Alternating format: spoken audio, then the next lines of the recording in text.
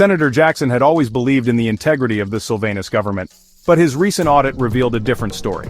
Behind the polished press releases and confident speeches, Jackson uncovered a troubling reality. This was a tale of internal strife, corruption, and secretive whispers in the halls of power. The very foundations of the Silvanus government were beginning to crumble. As the ceasefire hold, rumors of discord within the government are starting to swirl. Whispers of intense arguments and clandestine deals. Now those whispers were turning into undeniable evidence. There was something deeply wrong in the state of Silvanus, and the stench was becoming impossible to ignore. Leaked documents, secret recordings, and whistleblowers were revealing a government in disarray. The official story of unity and strength was falling apart. In its place, Jackson saw a government tearing itself apart. This was not just a political crisis, it was a crisis of trust. The people of Silvanus were left questioning who was really in control, and who stood to gain from this chaos. Senator Jackson's discovery would soon lead to his unexpected promotion, as he vowed to restore integrity to the government. At the heart of the crisis lies the issue of sanctions. The Silvanus government has been hit with crippling sanctions, crippling its economy and causing widespread hardship. The official line is one of defiance. Silvanus will not bow to external pressure, but behind closed doors a different story is unfolding. Leaked documents obtained from an anonymous source reveal a deep rift within the government over how to handle the sanctions. As Senator Jackson, I have seen firsthand the turmoil these documents have caused. One faction, led by hardliners, favors a confrontational approach. They believe that Silvanus should resist the sanctions at all costs, even if it means further economic pain. The other faction, made up of more moderate voices, believes that negotiation is the only way out of the crisis. They argue that the sanctions are hurting ordinary citizens the most, and that a compromise must be found. They point to the devastating impact on the economy, the rising unemployment, and the growing social unrest. These leaked documents are explosive.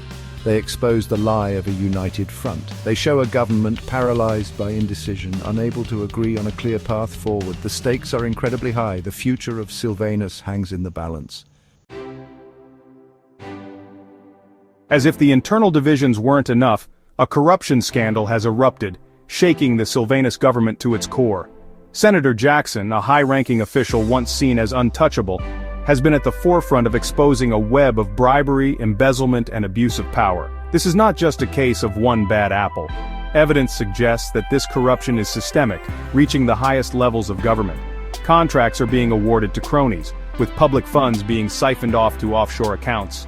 Whistleblowers and critics are being silenced, while the official response has been weak and unconvincing. Denials ring hollow. Promises of investigations lack credibility. The people are no longer buying it. They are tired of the lies, the cover-ups, and the impunity. This scandal is a devastating blow to the already tarnished reputation of the Silvanus government. Senator Jackson's efforts to expose the corruption confirm what many have long suspected, that those in power are more interested in enriching themselves than in serving the people. The turmoil in Silvanus begs the question, who stands to gain from this chaos? While the citizens of Silvanus endure the hardships of sanctions and corruption, some are reaping the rewards of the instability. Certain individuals and groups are capitalizing on the situation for their own benefit. They are enriching themselves through corrupt deals, exploiting weakened institutions and the lack of oversight. Thriving in the shadows, their wealth grows as the country falls apart. Others view the crisis as a chance to seize power. They exploit divisions, stoking the flames of discontent, and positioning themselves as the saviors of Silvanus. Promising order amidst chaos, their true motives are far from noble. The crisis in Silvanus starkly illustrates that corruption and instability always have beneficiaries. It is a tale as old as time itself. As the situation worsens, the question of who is pulling the strings becomes ever more urgent.